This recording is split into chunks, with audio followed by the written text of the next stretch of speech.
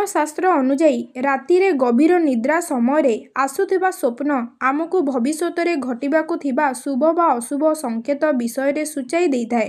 ଅନେକ ଥର ଆମେ ଏପରି ସ୍ୱପ୍ନ ଦେଖୁ ଯାହା ଜାଗ୍ରତ ହେବା ପରେ ମଧ୍ୟ ଆମ ମନରେ ରହିଥାଏ ଏବଂ କିଛି ଯାହାକୁ ଆମେ ସମ୍ପୂର୍ଣ୍ଣ ଭୁଲିଯାଉ। ଆମେ ଏପରି ସ୍ୱପ୍ନ ଜାଣିବାକୁ ଆଗ୍ରହୀ ଯେ ଏହି ସ୍ୱପ୍ନର ଅର୍ଥ କ'ଣ? ସ୍ୱପ୍ନ ବିଜ୍ଞାନ ଅନୁଯାୟୀ ଆସୁଥିବା ପ୍ରତ୍ୟେକ ସ୍ୱପ୍ନ ନିଶ୍ଚିତ ଭାବରେ ଏହା ସହିତ କିଛି ଚିହ୍ନ ଆଣିଥାଏ। ପ୍ରତ୍ୟେକ ସ୍ୱପ୍ନର କିଛି ବା ଅନ୍ୟ ଅର୍ଥ ଅଛି। ଯଦି ଆପଣ ସେହି ଅର୍ଥ ଜାଣିଛନ୍ତି ତେବେ ଏହା ହୋଇପାରେ ଯେ ଆଗାମୀ ସମୟ ଆପଣଙ୍କ ପାଇଁ ଶୁଭ ହେବ। ତେଣୁ ଆପଣଙ୍କର ଆଗାମୀ ସ୍ୱପ୍ନକୁ ଅଣଦେଖା କରିବା ପରିବର୍ତ୍ତେ ପ୍ରତ୍ୟେକ ବ୍ୟକ୍ତି ଏହାର ଅର୍ଥ ବୁଝିବାକୁ ଚେଷ୍ଟା କରିବା ଉଚିତ। ଯଦି ତୁମେ ତୁମର ସ୍ୱପ୍ନରେ ଗାଈ ଦେଖୁଥିବ ତେବେ ଏହି ସ୍ୱପ୍ନର ଅର୍ଥ କ'ଣ? ସ୍ୱପ୍ନ ବିଜ୍ଞାନ ଅନୁଯାୟୀ ଗାଈକୁ ସ୍ୱପ୍ନରେ ଦେଖିବା ଲାଭଦାୟକ ଅଟେ। ସ୍ୱପ୍ନରେ ଗାଈର ଆଗମନ ଏକ ଗମ୍ଭୀର ଅର୍ଥ। ଶାସ୍ତ୍ର ଅନୁଯାୟୀ ଗାଈକୁ ଏକ ଗୋମାତା ଭାବରେ ବିବେଚନା କରାଯାଏ। ଏହା ସହିତ ଏହାକୁ କାମଧେନୁ ଭାବରେ ମଧ୍ୟ ବିବେଚନା କରାଯାଏ।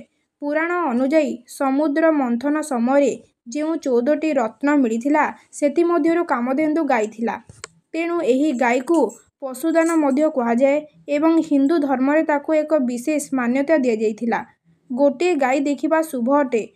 ଯଦି ତୁମେ ସ୍ୱପ୍ନ ବିଜ୍ଞାନରେ ବିଶ୍ୱାସ କର ତେବେ ତୁମର ସ୍ୱପ୍ନରେ ଗାଈ ଦେଖିବା ଶୁଭ ଅଟେ।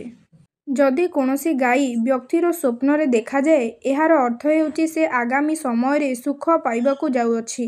ଯଦି ତୁମେ ତୁମର ସ୍ୱପ୍ନରେ ଏକ ଧଳା ରଙ୍ଗର ଗାଈ ଦେଖୁଛ ଏହାର ଅର୍ଥ ହେଉଛି ବ୍ୟବସାୟ କରି ତୁମେ ଲାଭ ପାଇପାରିବ। ଏହା ବ୍ୟତୀତ ଯଦି ଜଣେ ବ୍ୟକ୍ତି ସ୍ୱପ୍ନରେ ଗାଈର ବାଛୁରୀ ଦେଖେ ଏହାର ଅର୍ଥ ହେଉଛି ସେହି ବ୍ୟକ୍ତି ଶୀଘ୍ର କୌଣସି ସ୍ଥାନରୁ ଟଙ୍କା ପାଇବାକୁ ଯାଉଅଛି। ଏହା ଏକ ଶୁଭ ସଂକେତ ଭାବରେ ବିବେଚନା କରାଯାଏ। ଶ୍ରାବଣ ମାସରେ ଏକ ଗାଈକୁ ସ୍ୱପ୍ନରେ ଦେଖିବା ଜୀବନରେ ନୂତନ ଉତ୍ସାହ ଏବଂ ସୁଖର ସଂକେତ ଅଟେ। ଭିଡ଼ିଓଟି ଭଲ ଲାଗିଥିଲେ ଭିଡ଼ିଓକୁ ନିଶ୍ଚିତ ଭାବରେ ଲାଇକ୍ କରନ୍ତୁ, ସେୟାର କରନ୍ତୁ ଏବଂ ଚ୍ୟାନେଲକୁ ସବସ୍କ୍ରାଇବ୍ କରନ୍ତୁ।